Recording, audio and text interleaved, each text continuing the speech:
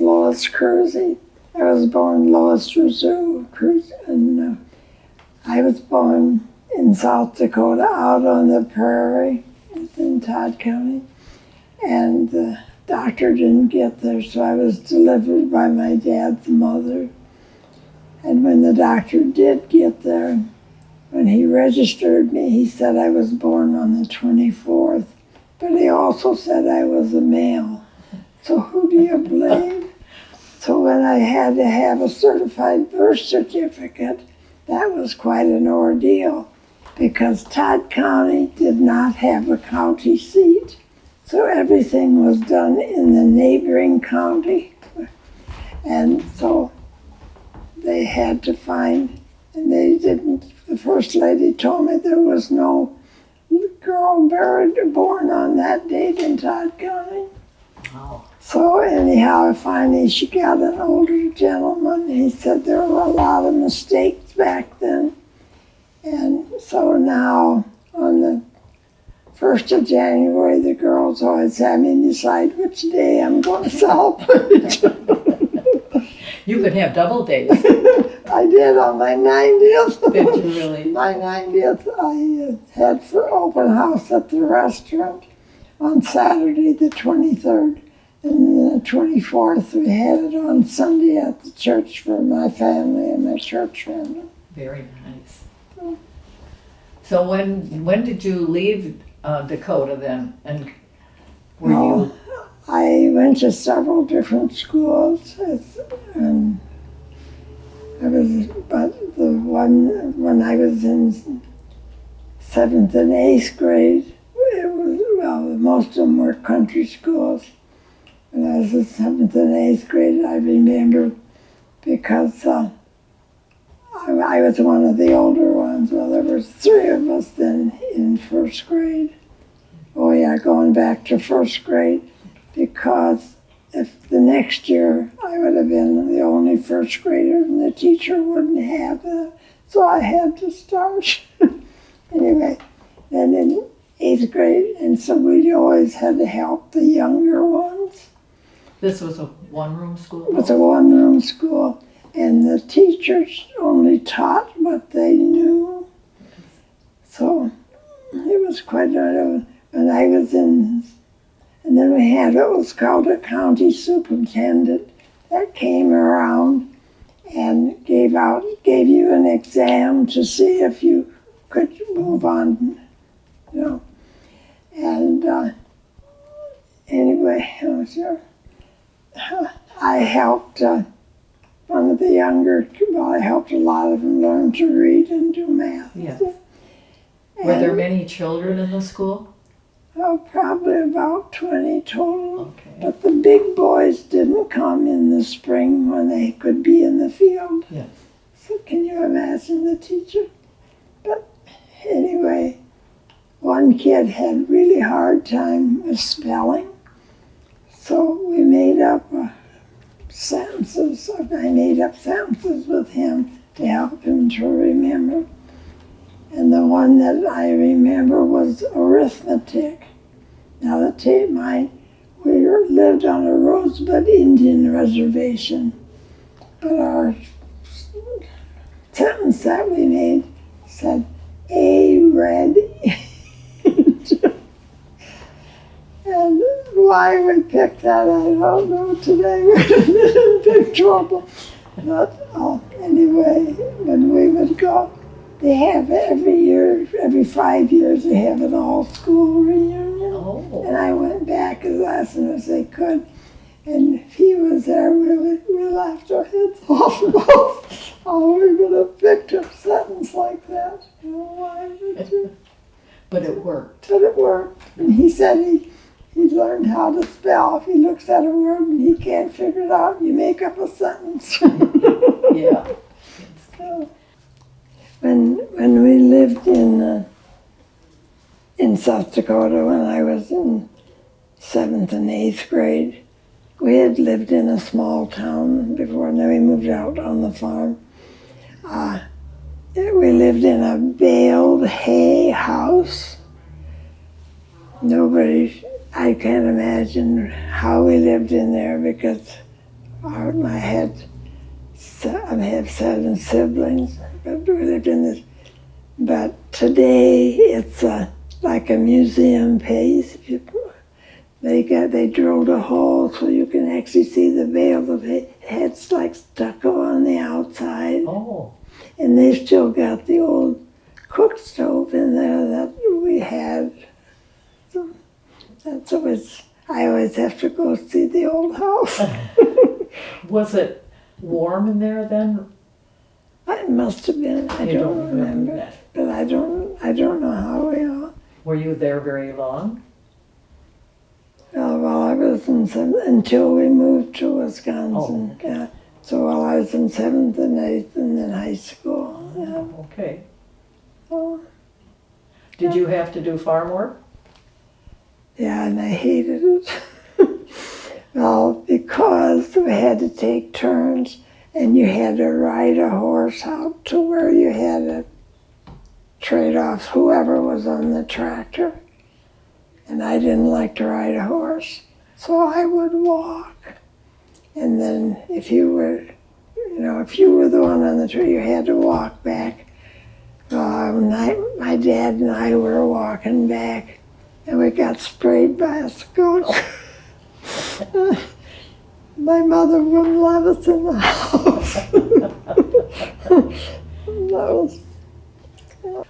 When we went to high school, there was one high school in the county, and all these country schools, and so then all these kids came was in Mission, South Dakota, and they came, so here you only knew, I knew 3, because that's who came from our school, but they came from all over the county. Mm-hmm. So it was interesting to be a freshman in high school and not know only a couple people. And that included Indian children. When they were in grade school, they had a separate Indian school, but then they were mixed in with the whites. So, Did you walk to school or did you live close? no, we lived like 30 miles away. And so on Monday morning, those of us that lived close around, I think there were either 5 or 6 of us, that a dad would take us to Mission on Monday, and then he'd pick us up on Friday afternoon. And no woman ever did, because the roads were known for flat tires, and we always had at least 1, if not 2, spare tires long. But, so then you graduated from high school where? Yeah, I graduated in Mission. I was the youngest in the class of 28, and I also was salutatorian. The gal that was the valedictorian, she moved to California and got in drugs and spent most of her life in a nursing home. So I'm glad I wasn't salutatorian. But we had a lot of fun, because we lived in a dormitory, and it was a Quonset hut, and the school was a bigger Quonset hut. Of course, that's gone now, but we had a lot of fun, because there were 4 of us to a room, and the room, well, probably wasn't as big as this room, but we made it. Mm-hmm. And the girls couldn't touch sports stuff. One of my roommates had a twin brother, and he was tall and he played basketball. So if he had the basketball, she would steal it, and we got in a lot of trouble. Oh dear. But then, Where did you go after graduation? I went to 𝙤𝙤𝙞𝙨 Teachers College for a year. Where was it? It was called 𝙤𝙤𝙞𝙨 Teachers College. Where is it located? In Chadron, Nebraska. I wanted to be a math teacher. That was my dream. But then that summer, after then my parents decided to move to Wisconsin. So then I didn't go on to school, which I went to Blackhawk Tech and took many courses, but anyway. But I always wished I would have continued and been a math teacher, because today I can tell them what the answer's going to be, but I can't tell them how to get it, because they changed all that. So where in Wisconsin did you live then? We moved by Tiffany. And How did you pick Tiffany? Did your folks farm? My folks bought a dairy farm, yes. Yeah, we had always lived on a farm, but not a dairy farm. Then we go back to the war years. Okay. Do you remember them? Yeah, and I remember Pearl Harbor Day real plain.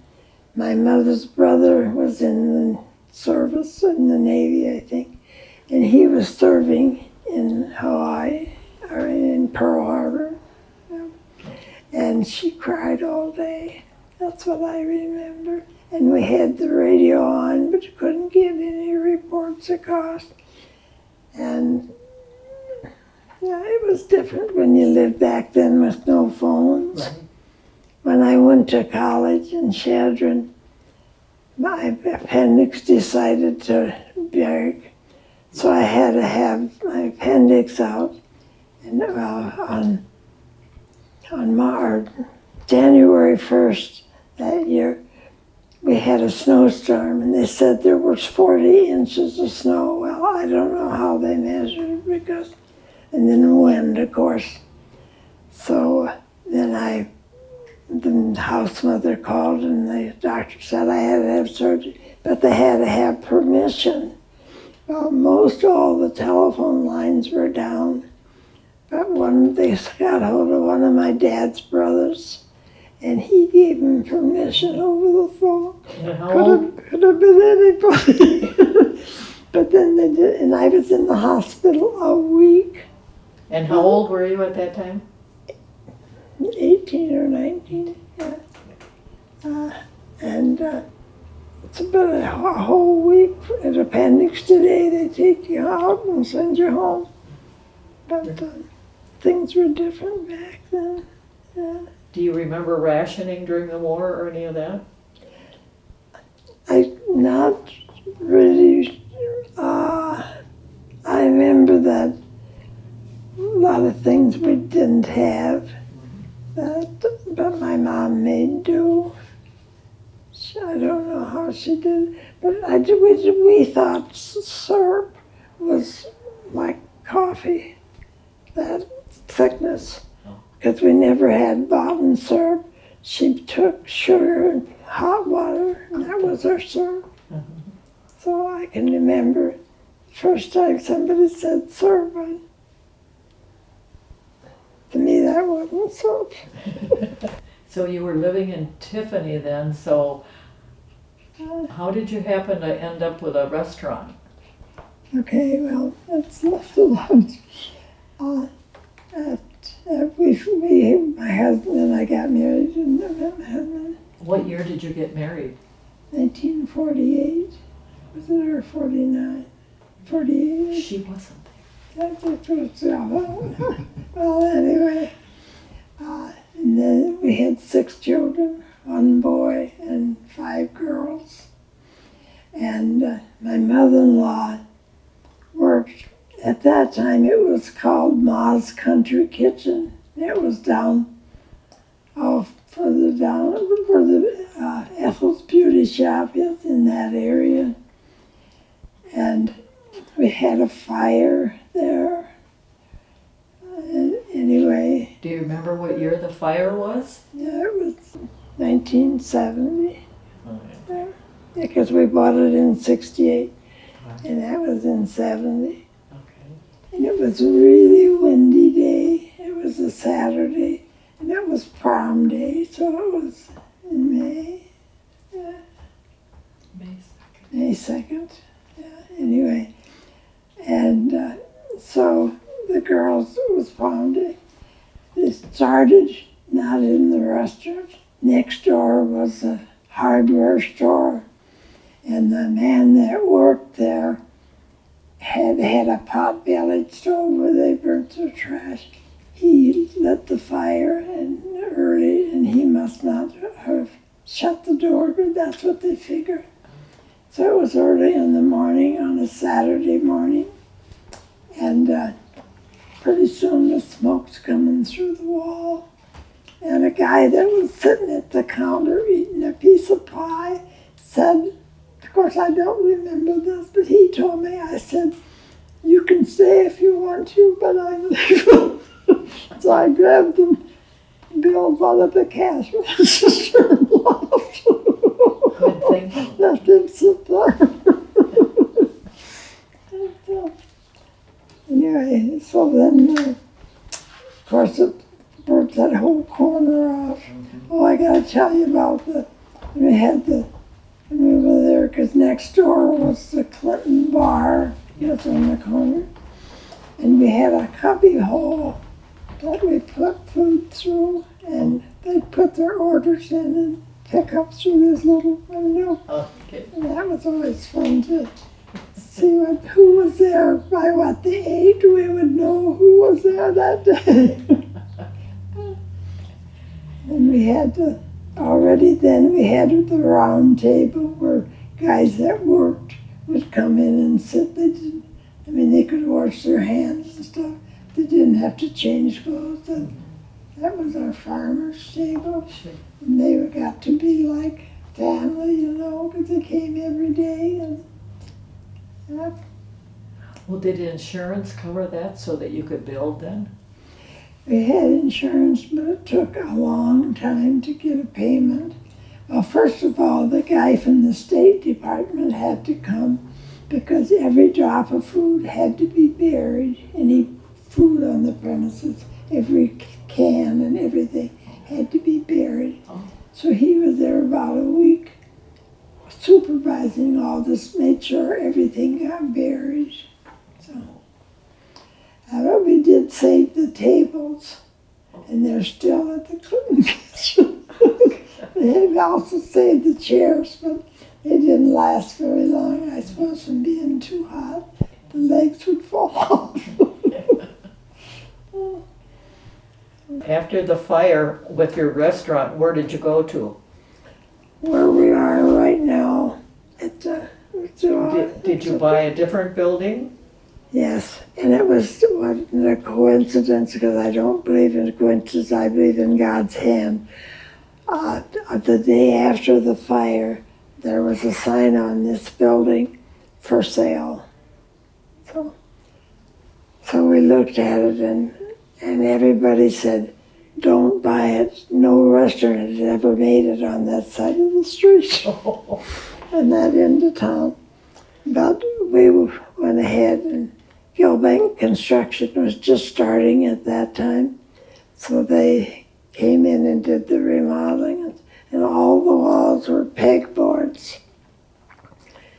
And then so it took a lot of painting to get it to look like them. But it was a good location for us. It worked very well for you. Yeah, and then Readers did the plumbing. And so the day that we had posted we were going to be open, for some reason Readers had a problem getting something, so the sinks weren't hooked up. So they had to finish that morning while we were open for business. Of course, then we opened at 5 o'clock, which now they open at 6. But I had a lot of early morning guys that on their way to work, and How many years did you have the restaurant? Probably. When I sold it at one time, and then I worked as an office person in Blythe, but they weren't happy because of the hours. So then I bought it back. So all over, it was over 50 years. And now my daughter has it. But she's a much better cook than I was. So what did you do then after the restaurant? Were you into politics? Did you like politics? Yeah. I actually served on the village board, 2 different kinds. And everybody said, you can't, if you're on business, you can't be on the board. And I was interested, and I don't remember what was going on right then, but I ran and I didn't lose any business. I mean, if I said no to something, I knew my reason why, you know. But we met upstairs at the village hall first. Dave Holmbeck was the president, and everybody smoked and I didn't. I had a terrible time. So finally, Ray Nelson, who was also on the board, he said, how about if we don't smoke during the meeting, we'll just have smoke breaks. Didn't make much difference. And then later, when I served the second time, Mary Jensen was president. And when we had one guy that smoked, but he reeked. I don't know what he smoked. But I couldn't sit by him because my eyes would water. I couldn't see. So we had to have assigned seats, and he had to sit by the entrance. And you really enjoyed that board? Oh, yeah, I enjoyed being on it. And the first year was when they decided we should walk the streets and see who needed to do sidewalk repairs. Well, the first time that we paired up, and I got paired with Ray Nelson, which was good. The first day we went out, we started over on East Street on the end, and the lady came out. We couldn't walk on her sidewalk, but she came with a gun. So that was a little scary. So then the guys decided I shouldn't go walk the streets. I said, "It's what happened? Well, I can, you know." So, but when they were up in the area where Frank Shore and them lived, then they wouldn't let me do that. I had to do downtown so they could, the good people wouldn't pull guns. Wow. So there's lots of stuff nobody knows about Clinton. Tell me about your family. I had 6 children, 1 boy and 5 girls, and my son was killed when he was 22 in a snowmobile accident. Oh. But he was married and had a little boy, Brett Kroeze, so that was hard. Yeah. And my daughter Kathy, who's with me today, she married Jim Morris, who was from North Boone area, and not even a year later, just about probably, he was killed in a car accident. And she was expecting, and the little girl only lived 5 days because her heart wouldn't develop. Yeah, so that was a lot of sadness. How about your other girls? They all married local people. Do they all live close? Yeah. Mm-hmm. That's Yeah. good. Yeah. So How many grandchildren do you have?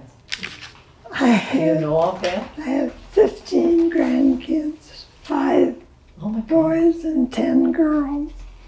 And I have someplace in here, I have how many graduated from Clinton School, how many kids. I only have a few in Clinton School at this time, but at one time I had everyone from kindergarten through 12th grade in every grade. Covered them all. Yeah, a lot of them served in the Army and Navy and Marines, and my granddaughter Janica Stillwell. Anyway, she served in Iraq and Afghanistan 2 different terms. That was hard. Yes. And she was over there. But she was good about writing letters, so that was good. Yeah. And so now today, because I never taught, but I have several that are teachers. Nice. And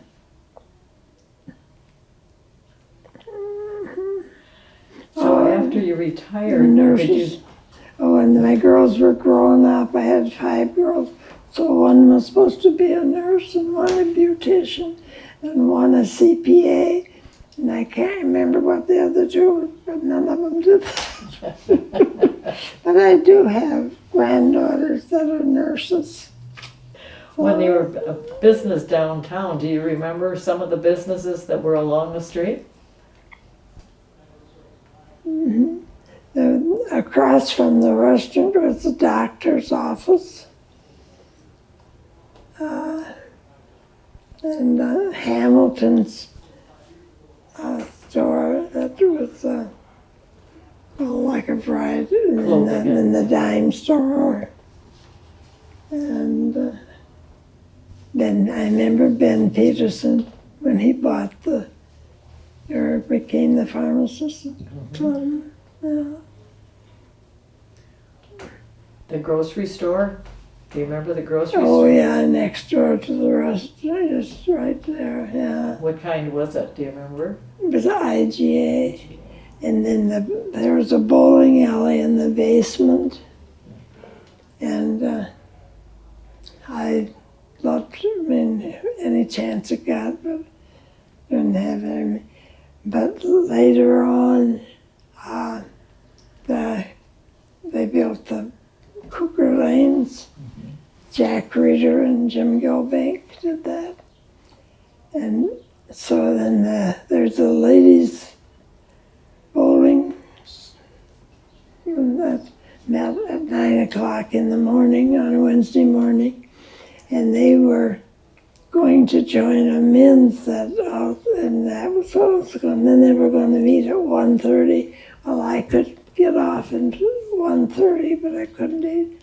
So then I started bowling on a bowling league, and it wasn't long I was treasurer, secretary, because that's what I liked was numbers. And then I had to be, later on, they had all the 9 towns in Rock County, little towns that had bowling alleys, and I was the Wall Rock secretary for a long time. So I'm a member of the Wall Rock Hall of Fame, but it doesn't exist anymore.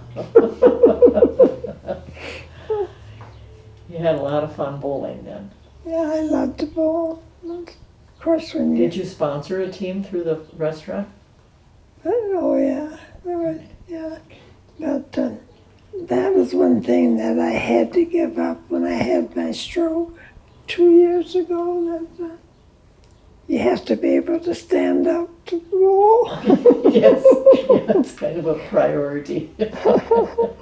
But through the years, like Tom was here, Tom Larson, those kids had so many young, especially boys, that I was like a foster mother to bossy, helped them grow up and learn. Yeah. You saw a lot of them through the restaurant. Oh, a lot of them that didn't, some of them didn't have folks that paid any attention to them. And I remember when I had my 90th birthday, they put out papers, people could things they remembered, and 2 boys that played football, well, they're like retired now, so that's a long time ago. They would come in after football practice and have pie, and then I always gave them chocolate milk. And they never forgot this. You kind of spoiled them. Well, and then I always loved to sew. So then, even when I had the restaurant, I found time to make piece quilts for every graduate and wedding. You made what? Pieced quilts, where you take little scraps of. Well, one day a friend that bowled, she heard about this class in Janesville. They had a new fabric called fleece, and you didn't have to hem the edges. So we went to the class. Oh, we both went home with enough to make 2 blankets. I was hooked. So I can't tell you how many blankets I've made. I made a lot of blankets. You also made aprons? And now, and also flannel. Now, my daughter that I'm living with, she had just retired and was thinking of a hobby. And I said, how about sewing? Well, she didn't know. I said, well, try it. And so now she's hooked too. And we make, and we give a lot away. I mean, like the oncology department in Janesville and the Through the hospitals you donate. And then I can't think of anyway, so we give a lot away. Not the past Christmas before, we had an organization that works with the kids that they take out of homes. You know, respite care or something it's called. Anyway, they contacted us and wanted to know if we would be willing, because they get them all together at Christmas and have a party. And they want to know if we would make blankets for them. Oh. So of course we said yes. So we had 21. They told us if there were boys or girls, and we did that. So that was nice. Yeah, and then one guy heard that we gave blankets away, and he called up. He never did tell us how he heard it, but he said he knew a 3-generation family in Janesville living in their car. And it was in October, it was getting cold, and he wondered if we, I said, sure. But then we found out he also was in the car, so we gave him a blanket. And another gal we knew, heard of, that we knew, recognized the name. Her house burned and she wasn't home, but she had 3 children. So we got blankets to them that next day, as soon as we heard it. So that's the kind of work we do. Well, I want to thank you very much on behalf of the Historical Society for agreeing to do this videotape. We really appreciate it. I like to pass on, especially to younger kids. They don't understand that you didn't have running water. The running water we ran, you know. You didn't have running water. You went out and pumped the handle till you got water. And a lot of them don't. In the same way with milking, we milked by hand. You didn't have milk machines and pipeline. But so any chance I could get to talk to younger kids. And also I found out that a lot of the Clinton younger kids I've never heard that we had a fire in Clinton, and they was afraid the whole town was going to go.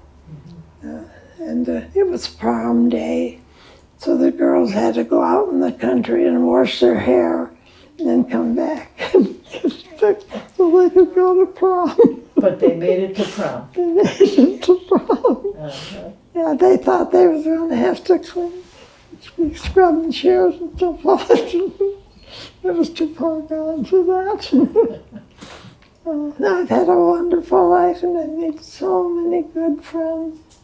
Just super, super. Well, that's people wonderful. in Clinton are so good. And I've always been interested in sports, even though I was a cult. I love going to ball games, about anything one of the grandkids or great-grandkids was in. If I could possibly be there, I was there. And that's true today, yes. But now I follow Wisconsin and the Milwaukee Brewers and the basketball team. I entertain myself with a lot of sports. Well, good. Well, I think we can wrap it up then if it's all right. You're welcome. I enjoyed doing it. Well, good. I'm glad. I enjoyed listening to you. Brought back many memories. You've got a lot of good memories. Yeah, a lot of funny ones. It's good to see the humor. Yeah. Well, my dad had this saying, if you're going to laugh about it next year when you tell it, laugh about it now. And he said that as he brought in a glass gallon of milk and missed the cupboard, and there went a gallon of milk in an old farmhouse where the floors ran every which way. And then he laughed. Yeah. Sometimes that's all you can do is laugh. So that's been my motto. If you're going to laugh about it next year, laugh about it now.